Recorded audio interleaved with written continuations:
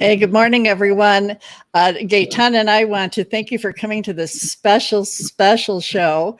This morning, we have Barkhouse with us, and this is Koko Dean from Barkhouse, and we are going to be talking about the pet rescue pilots that are in Las Cruces right now. And Coco's going to tell you a little bit about the Barkhouse and about why we're doing the show today and why it's so important. So go ahead, Koko. Good morning, by the way. Good morning, Kathy. How are you? I'm good. So where are we at now? I see the plane in the back. Yeah, we're at Las Cruces Airport in Las Cruces, New Mexico, and we are excited to get our transport done today. We've got 50 dogs. That's 6 mama dogs and 44 puppies that we're flying today from Las Cruces, New Mexico. They're going to find their destination in San Diego, California, by way of Carlsbad, California. And yeah, so we're flying with pet rescue pilots, and we're really excited to be partnering with them and getting these life-saving solutions out to the world. Okay, so now Barkhouse, tell me a little bit about Barkhouse before we get into what's going on. By the way, folks, today is the behind the scenes of what really happens. A lot of people don't realize what it takes to transport dogs. And the dogs that are being transported usually are ones that are coming from a shelter and possibly being euthanized. So this is like a freedom flight, a rescue flight. Okay, Absolutely. So tell us a little bit about Barkhouse and why this is important. So Barkhouse, sorry if it's a little noisy. We've got helicopters and airplanes. This is an active airplane. That's okay. But Barkhouse is, it's a multi-pronged approach to solving southern New Mexico's pet overpopulation issue. So, unfortunately, we've got a lot of animals that are being unnecessarily euthanized in shelters. And, so we're trying to come up with new solutions and new ways to, solve our current overpopulation issue and future overpopulation issues. So we do things like what you see behind me at the airport are our freedom flights, where we take animals that, may not easily find a home through local adoptions and stuff here, and we send them to places where they have the exact opposite issue from us. They've got more willing adopters than they have animals to adopt these people. So these places have waiting lists of people ready to, adopt good dogs, puppies, cats, everything. So that's what you're seeing today. Right now, behind me is the aircraft our dogs will actually be flying on right behind me. And we're sending them to California, where they already have waiting lists for these animals to be picked up and go on to good homes. So Barkhouse, the other prongs that we do, the other solutions that we have is we're trying to get a high volume spay and neuter clinic opened. So that way, we can really cut into that, overpopulation issue for the future. That's another thing that we're doing. We do microchipping, trying to get animals home, keep them out of the shelter system. So we really try to touch a lot of ways to solve this problem once and for all. Okay, now, hey, folks, for those of you that don't know, I'm moving to Las Cruces, and I'm going to be working with the Barkhouse. So this is important. The Dog Connection TV will actually be broadcasting from there. My lifelong friend, Kelly Barker, her and I are going to we bought a home together, and we're going to be the Golden Girls, having the Golden Girl lifestyle out there.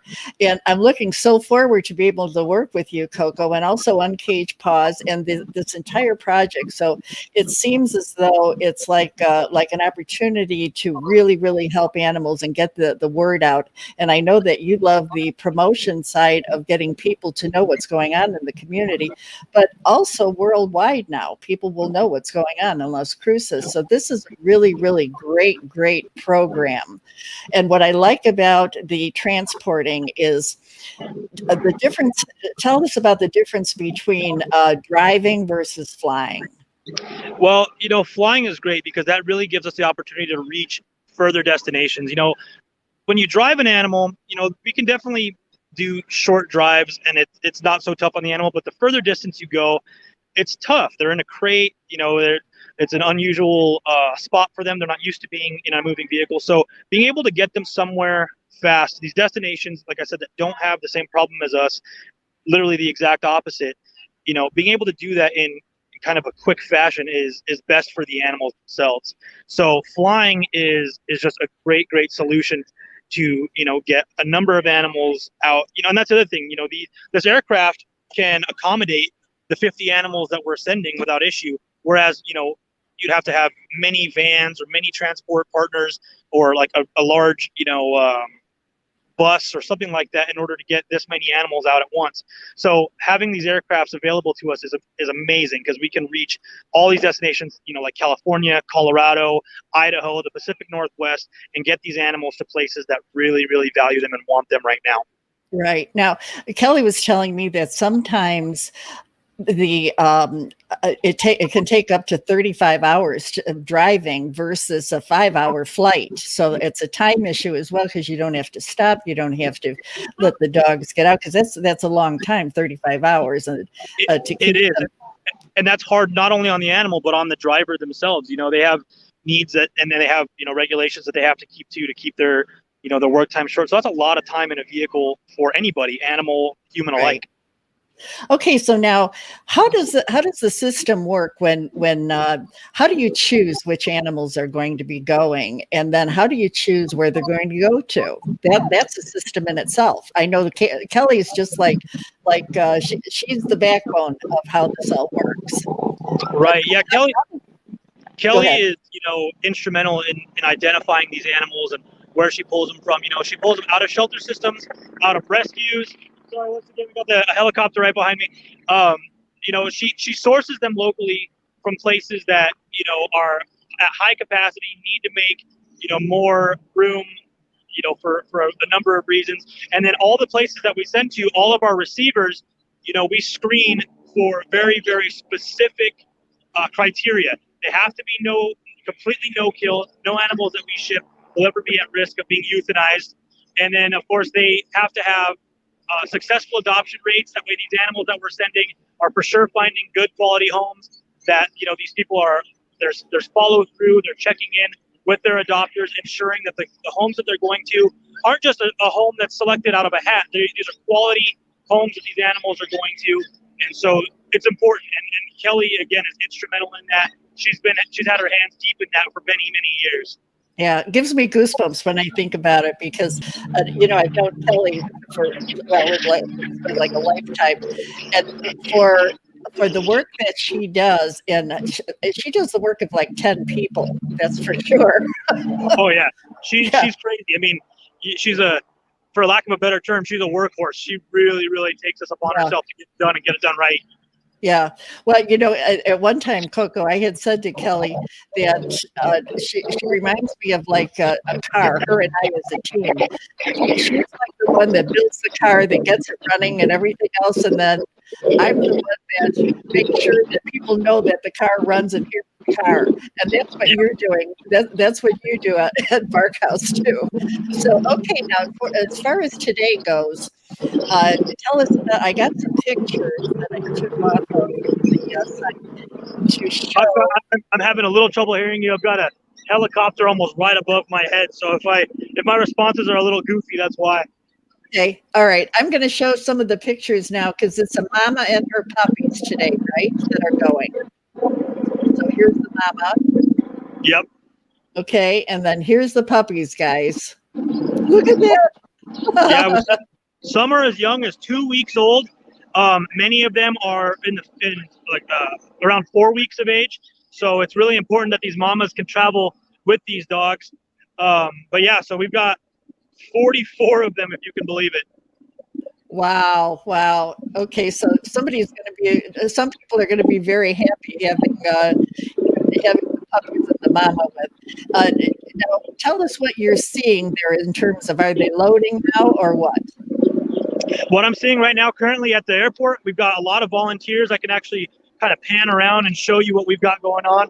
We've got people that brought the animals in their own personal vehicles, rescues, that are partners that have been fostering these animals. And, they're starting to load up right now. Oh, they're not ready to load up on the plane quite yet, but they're unloading the animals. They're making sure that, they're ready for flight.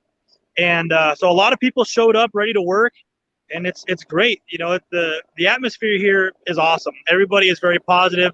They're excited to see these animals going on to, good, loving homes and being part of the effort. And it's really amazing to see Yeah. Las Cruces community doing, our part to see that happens. Well, Koko, I have to give kudos where kudos are due. For me, having been in the animal rescue business for over 60 years already, I'm often confronted with volunteers and people that do work, and of course, there's always doers, and then there's those that talk about doing something and then they never do it. When I met the network of fosters that you have, that Kelly exposed me to, I was blown away, just totally blown away. I've never seen such a dedicated group that they're all doers. Yep. They all are there to help out and to make it work and to say it's all about saving the dogs. I don't see any egos. I don't see anybody arguing. It seems like everybody blends together, and to continue to do that for over 5 years. Wow, what a team you guys have. I'm looking so forward to being a part of that team. And that truly is a testament to who Kelly is, and how she conducts herself, because when she brings people on, she shows them that she appreciates them, and really creates this atmosphere of love, family, acceptance. And it's true, it's real. And so people that have come into the network, they stay, and that truly, beyond Kelly's work ethic and her ability to create a team of people, the quality that she brings to this is really what keeps people coming around and sticking around ultimately. And so, yeah, I mean, the team of people, you can't say enough good things, because they're here doing a lot of things, on their own time, on their own dime, and they're happy to do it. They're good, committed people, and that's like I said, Kelly's secondary talent to her work ethic is her ability to find like-minded people who are willing to roll up their sleeves and do what it takes. Okay. Well, now tell me about Julian, and how did Barkhouse get? By the way, folks, the pilot is Julian. What's his last name? Faven? Julian Javor. Javor. From Pet Rescue Pilots. Yeah, so we're excited to work with him. He's, Pet Rescue Pilots is a new partner with us, and Julian is going to be the one actually flying the aircraft. And here in a minute, he's actually helping with a unload right now. He's behind me, but I'm going to pull him here in a second. You'll get a chance to meet him and kind of talk to him. But once he makes himself available, I'll certainly you'll get a chance to get to know him a little better. I'm gonna show you the aircraft that all the dogs are flying on today. Okay. And again, Julian will give you kind of a little more insight about the aircraft, its storage capacity, and what he's been able to accomplish with Pet Rescue Pilots. So I'm going to try to see if I can pull him real quick and get him on the horn with us. Okay. I'm ready for Julian if he can join us. He's things are happening, like I said, behind the scenes, things are happening right now. Of course, I totally understand that. Hey, now, this is the first run, but in the future, I think the next flight that is going out, then my partner, Gaetan, he's going to be flying with Julian, and he's going to be filming the back he's going to be filming what's going on actually from behind the scenes. So he'll be able to show everyone what really happens. So that's I'm awesome. Excited for that. Yeah. Yeah. So I've got Julian right here. He's actually waiting with me. Great. I'm gonna go ahead and kind of pass you. Yeah, we're gonna go over to the aircraft so he can kind of describe, his mission, what they're doing, and then we can we'll be near the aircraft with it here in the background. So I'm gonna go ahead and actually pass you off to him right now, Julian. Okay, great. Thanks. Kathy. Hi, how you doing, Kathy? Good morning. Good morning. Yeah, let me see your beautiful eyes. Yeah. Thank you. Good morning. Good morning. We're really excited to see what you're doing. I know Gaetan didn't make this flight, but he'll make the next one, and it was probably much better in the long run. Because I know it's a little chaotic with the first flight and all the details and everything. So he's looking forward to it. So show us what you're doing with the aircraft now. Well, so right now we're just in the process of loading up. We're trying to figure out exactly how to do that. I'll try to see if I can get you a look inside here. So it's a little bit tighter than perhaps what they're used to, but it's still very spacious. Obviously, all the seats have been removed so that we can carry more crates. Right. So we're just trying to figure out what the best configuration is. We think about where the largest crates go, the balance of the weight, and then the securing with bungee cords. Bungee cords are my best friend now. So I have many recommendations if you're looking for good bungee cords. And so yeah, we're just actually getting ready to load up. We should be wheels up in about an hour and a half or so. Okay, so Julian, why did you decide to do this? Oh, well, you want the whole story? Well, can you give it I mean, I was going to say we can go all the way till takeoff time. No, we'll do I always wanted to be a pilot. On that. Well, I always wanted to be a pilot my whole life, and life is what happens when you're busy making other plans. So it took me a lot longer to go and finally have the time and resources to go get my pilot's license. But once I did, and once I had gotten through all my commercial license training and everything, I started to feel like I wanted a mission to have for my flights. I wasn't getting the satisfaction that others do just by flying around for a $500 hamburger. So, I found that people are out there doing this, transporting pets, and started volunteering, never looked back after doing that. And then after doing it for 2.5 years myself out of pocket and learning all the ins and outs, asking as many questions as I could, what I found out is that there's actually an immense need for this, and that it would be a great tool for me to use the aviation and the pets to create an education program, do advocacy from, and then also to have more resources to create more life-saving flights. So it's snowballed. Goosebumps. If I was there, I'd give you a huge big hug, COVID or no COVID. COVID hug. Yeah, a COVID hug. Yeah. Oh, that is wonderful. I have a picture here of you that is just so endearing. That that's Callie, by the way. That was Callie went up to Wet Nose Warriors in Oregon to be a service dog, and she didn't quite make it as a service dog, but she found herself in a very loving home. So she's still up there in Southern Oregon enjoying life. Okay, so who's this then? That's my dog, Shadow. I realized on the way to the airport that I was in a hurry yesterday, and I forgot to say my normal goodbyes to her. I said I'll be right back, which is usually what I do, but I usually smother her.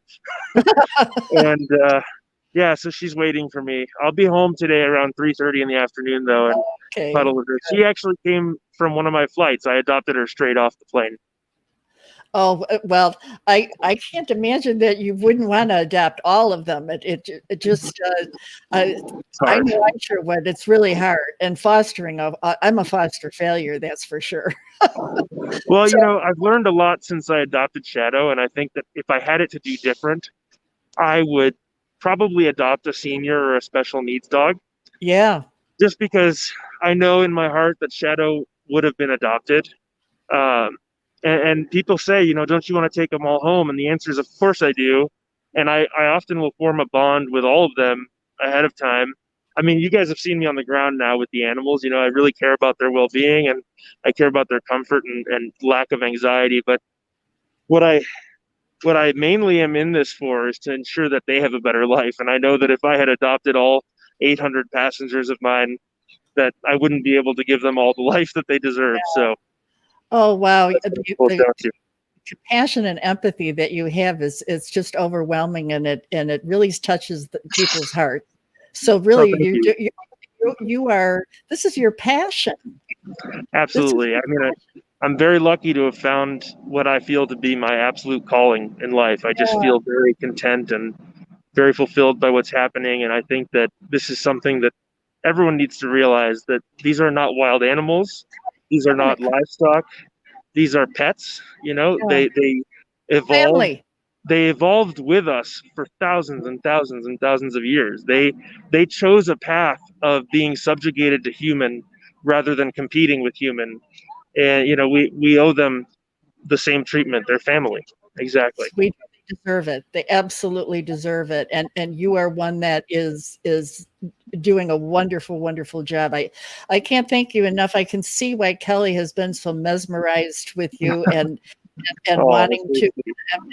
It's a wonderful thing that you guys are partnering on this effort, and this is your first flight together. So tell us about what's going to happen with this first flight? Where are you going to go, and what's going to happen? Okay, well, the feeling is mutual to have found somebody who just genuinely has the same outlook on the big picture, how to solve, our overpopulation issues in certain areas, and realizing the fact that other areas in the United States don't suffer with the same issues. But this particular flight is unique. My general mission is flying dogs out of California because, basically the Southwest of the United States accounts for over half of all euthanization that occurs in shelters all across the country. So in my opinion, my goal is to get out of California. That's just where I'm based. But what's interesting here is, we have a number of moms and litters, and they're going down to the Helen Woodward Animal Care Center in the San Diego County, and they all have scores of adoption applications waiting for them, which Oh, is that's why, yeah.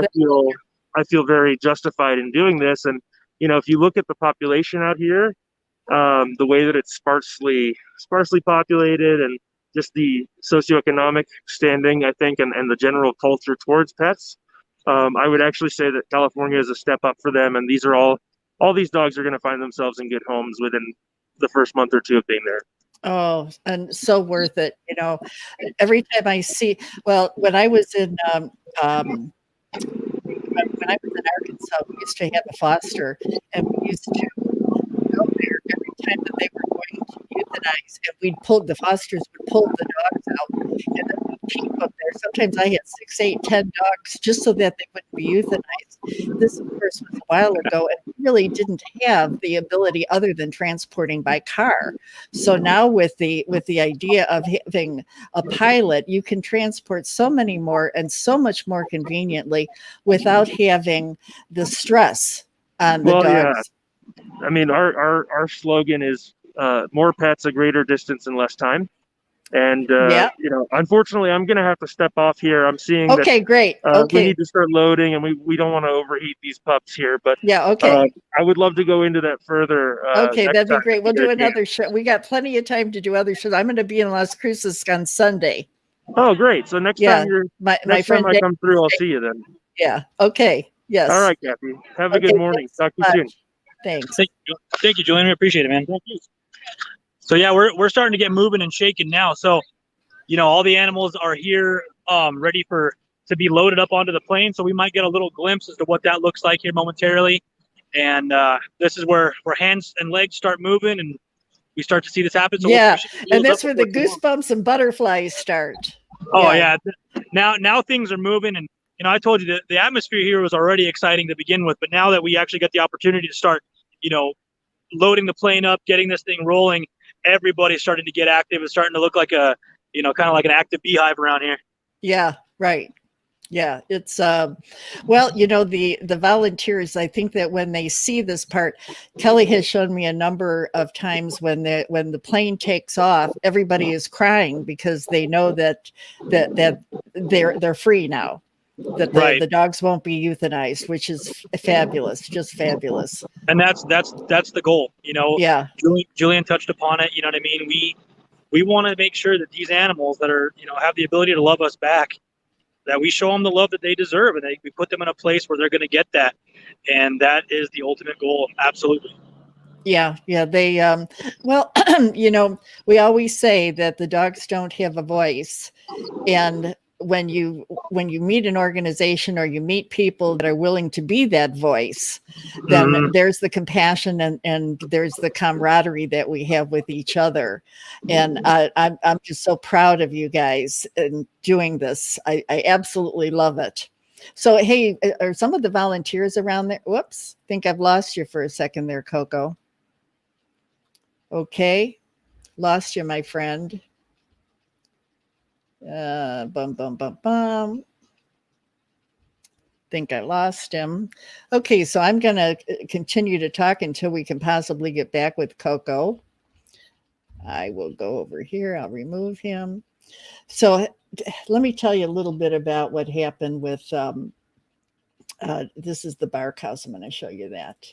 The Barkhouse. And my friend Kelly, she has been doing a wonderful job for oh gosh, it seems like, well, let's see now. I think 13 years ago or 12 years ago, she has an organization called Uncaged Paws, and it's a not for profit.